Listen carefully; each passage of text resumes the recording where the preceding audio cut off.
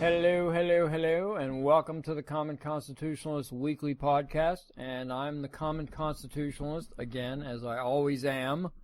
And I got a couple of topics on this lovely 4th of July weekend, long weekend. First is about the Federal Reserve, yes, our wonderful Federal Reserve, and the national and international debt load that we currently are holding.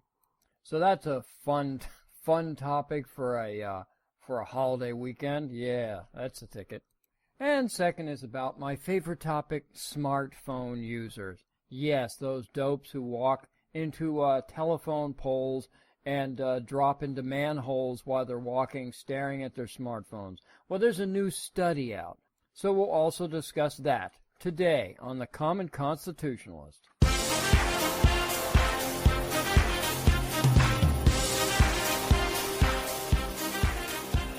Listening to the Common Constitutionalist, broadcasting from an undisclosed location, free from the prying eyes of establishment black helicopters.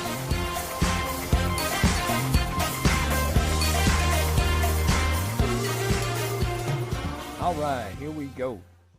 This first one is from Zero Hedge, the financial site. And it is, again, like I said, it's about global indebtedness or global financial debt and our lovely buddies at the Federal Reserve. Well, not specifically the buddies at the Federal Reserve, just the Federal Reserve, or our national central bank, for want of a better term. So the Zero Hedge writes, the borrower is the servant of the lender, and through the mechanism of government debt, virtually the entire planet has become the servants of the global money changers. And ain't that the truth? Politicians love to borrow money, but over time, government debt slowly but surely impoverishes a nation. Yep, you're right. As the elite gets government around the globe in increasing amounts of debt, those governments must raise taxes in order to keep servicing those debts.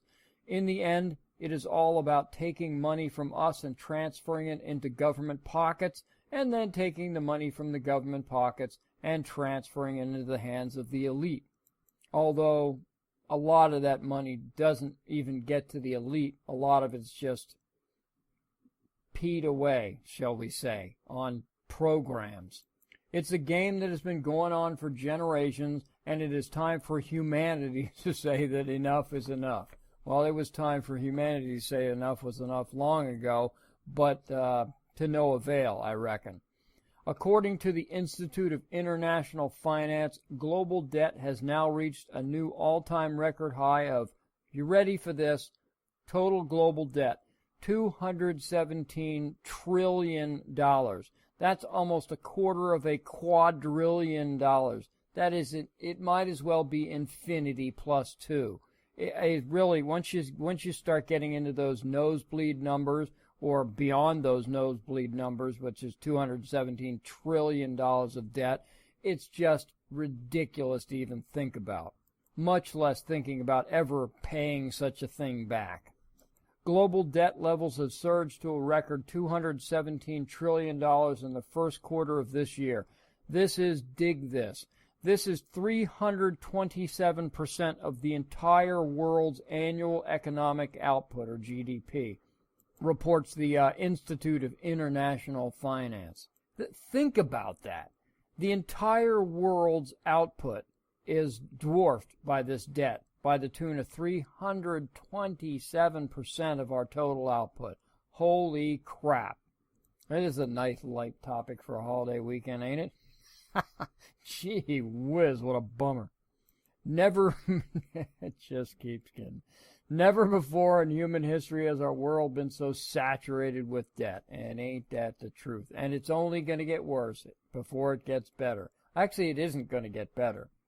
Today, more than 99% of the population of the planet lives in a country that has a central bank, like our friends at the Federal Reserve. And debt-based central banking is designed to get national governments trapped in endless debt spirals from which they can never possibly escape. And that's where we are right now with our $20+ trillion in debt. We're never going to escape that debt. We're never going to be able to pay that back. I don't know who we're going to default to or against, but we're never going to be able to pay that debt back. And we're one of the few countries that might have a prayer of doing such a thing. And that's just because we, as regulated as American society is, as pathetic as this sounds, we're still one of the freest countries on earth as far as ingenuity and innovation is concerned, which is really the only thing that's going to get you out of debt.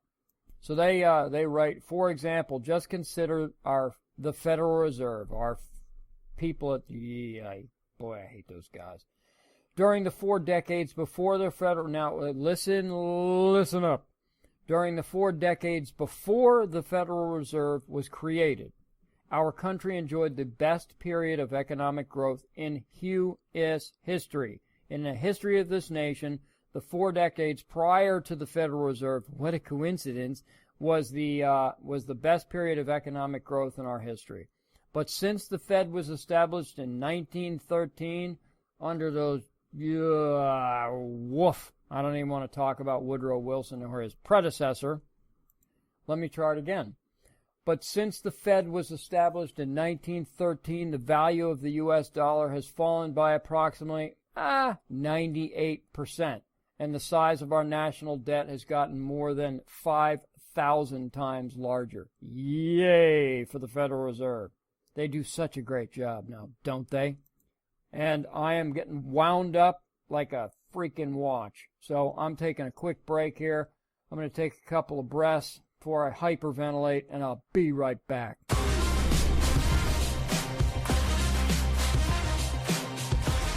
You're listening to me, the Common Constitutionalist. Yeah, baby! Yeah.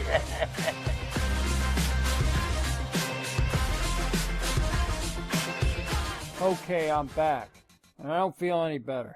So we're going to just go on with it anyway. They continue, as Zero Hedge does. It isn't an accident that we are $20 trillion in debt. The truth is that the debt-based Federal Reserve is doing exactly what it was originally designed to do. And no matter what politicians will tell you, we will never have a permanent solution to our debt problem until we rid ourselves of the Federal Reserve. And that's true.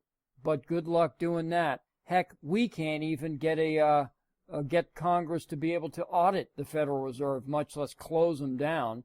Egad, that's never going to happen. Boy, do I wish it would, but it's never. A freaking computer could do the job of the Federal Reserve better than these dopes at the Federal Reserve do. But that's just my humble opinion.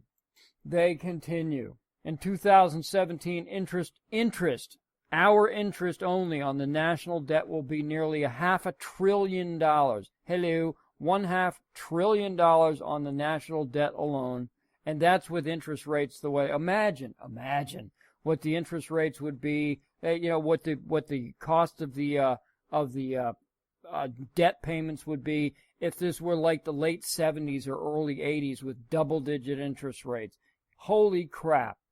Now, obviously, the United States wouldn't be paying consumer credit card type interest rates, but still, it'd be a darn sight higher than it is now, which is probably, 1% or less, or I don't even know what it is, but it's, considering we owe $20 trillion, that's our debt. I guess $500 billion a year isn't so bad. Egad, I can't believe I said that. Pitiful. So that means, if you're thinking about it, which you should be, that close to $500 billion of our tax dollars will go out the door before our wonderful government gets a chance to spend one penny of it. Isn't that wonderful? And it just keeps getting rosier. We continue, Zero Hedge continues to say, we continue to pile debt up at a rate of more than $100 million an hour. Think about that. We pile up debt of more than $100 million an hour. Are you kidding me, man? So somebody hits the big Powerball, okay? They win, $180 million or 200 and something million dollars, and they want the cash payout. It comes to $100 million bucks. They could pay 1 hour of our national debt. 1 hour of debt. And that's just 1 hour of what's being added on to the debt. And according to the wonderful CBO, the Congressional Budget Office, the federal government will add more than $1 trillion of national debt again in 2018. And unless something's done, and done soon, to start correcting this, taxes are going to have to be raised, because that's the only way we got to paying back this debt. You can only play the shell game for so long. Now, anybody with a brain could know that we cannot continue this folly. You just can't continue to pile up debt globally, much less our country or globally, at this pace and not have some sort of consequence. But we're crack addicts, man. We are hooked on opioids and we can't get off of them. And that's the biggest problem, is that we can't get off the drugs of money. We keep spending it and we keep piling up the credit card debt. So they say that, let me try to put this in perspective. They're going to try and put it in perspective for us. If you could somehow borrow $1 million today and obligate your children to pay it off for you, would you do it? Of course you wouldn't do it if you love your children, but basically that's what they're saying. This is what we are doing. And it's not just our children, it's our children's children and our grandchildren's children and blah, blah, blah, blah, blah. And unfortunately, it's not going to be that way, because this system is going to implode on itself globally one of these days. It's a ticking, freaking time bomb. And they write, does Zero Hedge, Thomas Jefferson was strongly against government debt because he believed that it is a way for one generation to steal from another. You ever wonder just the founders? These founders were the smartest guys probably ever on Earth. I mean, sure, you get the Leonardo da Vinci's and those, the great inventors and those guys, individuals, Einstein that was brilliant in these dudes. But I don't think there's been in history a greater collection of geniuses in one place than the founding of this country. And these guys knew what was going to happen, not when was going to happen, but what was going to happen, and that it would in fact happen if you allow things to encroach on the Constitution the way we've allowed it. And I think it was later on in life, after he got out of office and whatever, wished that he could go back and change the Constitution to read that from banning the government from borrowing money, banning the national government from borrowing money. And he said, in part, I wish it were possible to obtain a single amendment to our Constitution taking the federal government's power of borrowing. And boy, again, genius, hello. So Zero Hedge adds that today we are living in the terminal phase of the biggest debt bubble in the history of the planet. And every debt bubble eventually ends tragically, and this one will too. There's no getting around it. There's no magic pill. No one's going to come in on a white horse and save our blanks. It's just going to happen. Now, Bill Gross recently noted that, quote, our highly leveraged financial system is like a truckload of nitroglycerin on a bumpy road. One wrong move and the whole thing could blow sky high. I would like to correct Mr. Gross. One wrong move and the whole thing will blow sky high. It's just a matter of when. It's like the comet or a meteorite that's going to hit the planet, or a super volcano blowing up, or something, some sort of natural disaster happening. And they all say it's not a matter of if, it's a matter of when. This is a super volcano. This is an unnatural disaster that didn't have to happen, and it is. He's right. Zero Hedge is right, and all the smart thinkers, all the reasonable thinkers are right. It's just a matter of when and not if on this thing. It is a complete freaking disaster, and if we don't get a handle on it, and I'll be honest with you, like the global warming folks say, it may be too late. It might be too late.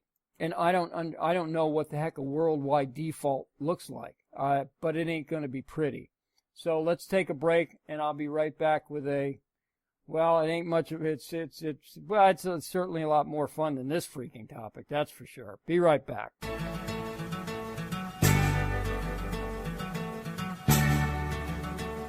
You're listening to The Common Constitutionalist. Let the truth be known.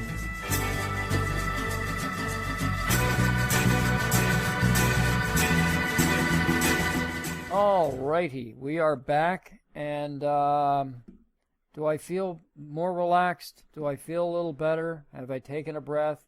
I guess a little bit better. Crystal blue persuasion, yeah, baby. So that'll make me feel a little more mellow, shall we say? Anyway, this is from the Daily Mail. What podcast would be complete without a story by the UK Daily Mail? They write, this is a good one, actually. Smartphones are making people walk like pensioners and may be causing long-term damage to necks and backs. Now, if you're not privy or attuned to the UK speak, to the British speak, pensioners are old folks, the folks with pensions, 80-year-olds that walk around with broken, they walk around like with a hunchback type of thing in Notre Dame. Yeah, those types of folks. Well, apparently smartphones or walking around staring at your smartphone all day might affect your back and neck long term. It might just, I don't know. They write that smartphones are dramatically changing the way we walk down the street. And ain't that the case? You see it all the time. People are walking into traffic because they're oblivious to the rest of the planet. Office workers and young people are walking like pensioners, old fogies, as they check emails and messages on the go. Scientists have found mobile phones make us walk more slowly with exaggerated steps to avoid the obstacles made harder to see by staring at the screen. And the researchers say that this change in step could cause back and neck problems in the long term. Now, the lead author of this study from Anglia Ruskin University in jolly old Cambridge said that the walk is similar to that of someone in their 80s. Researchers found people writing a text walk more than twice as slowly as the ones without a phone, finding it harder to stay in a straight line and lifting their foot 18% higher above a pavement edge, like a curb. Their stride is more than a third shorter as they rely on less detailed peripheral vision to avoid tripping and falling over pretty much everything while distracted by their freaking phones. I hate smartphones. Lead author Dr. Matthew Timmis said, quote, "We are seeing people who walk like 80-year-olds with their smartphones," unquote. Oh, no, that wasn't an unquote. He had some more to add, Jolly Pip. Like very elderly people, they move slowly and cautiously with small steps. You know how those, the elderly, I don't mean to pick on the elderly, because we're all going to be elderly someday. Well, at least, hopefully, I hope we all survive to be elderly. Although from the last segment, the global financial meltdown, we may not survive another year. Who knows? But anywho, Dr. Timmis adds, like very elderly people, they move slowly and cautiously with small steps. You know how they shuffle along? But when stopping over hazards, they lift their feet higher and more slowly.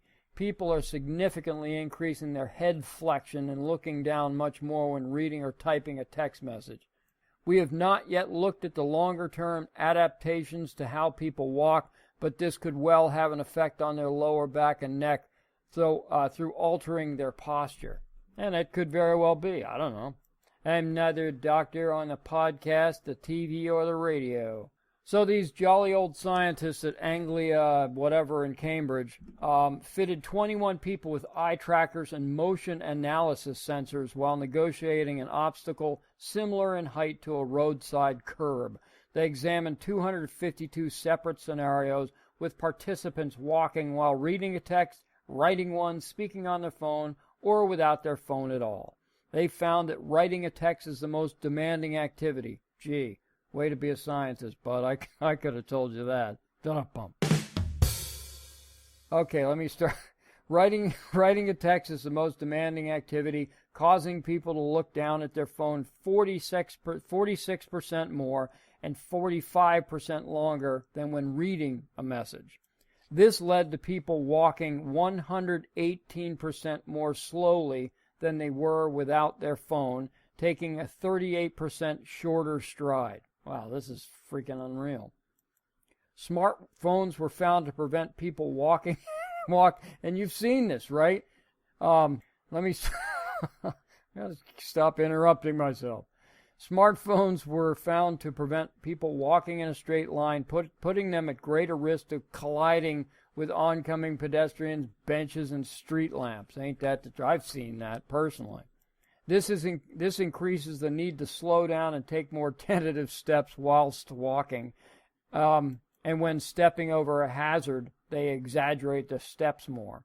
Dr. Timmis said, quote, "The idea for this study came from following someone walking down the street in the afternoon who was walking as if they had had several drinks and was a bit inebriated.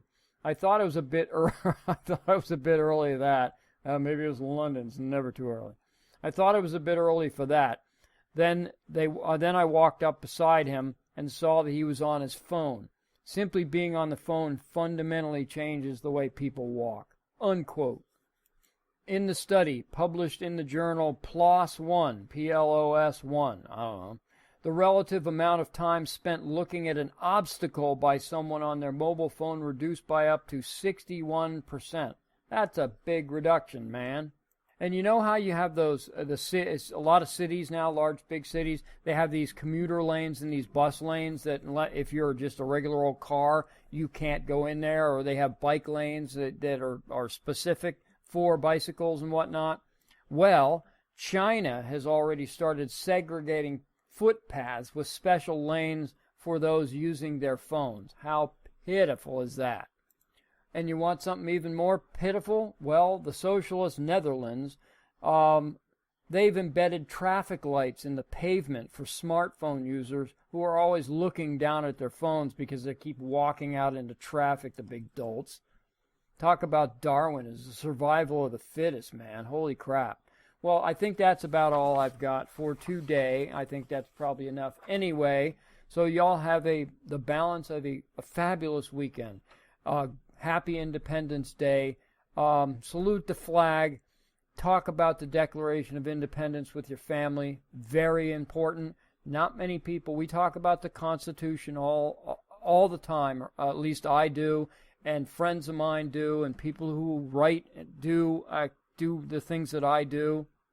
We speak of the Constitution constantly, and as well we should, because it's our rule book, basically. But it's the Declaration of Independence that got everything in this country started, and what sets us apart from every other nation on this planet in history. So y'all have a great Independence Day, and I will speak at you next week. Later.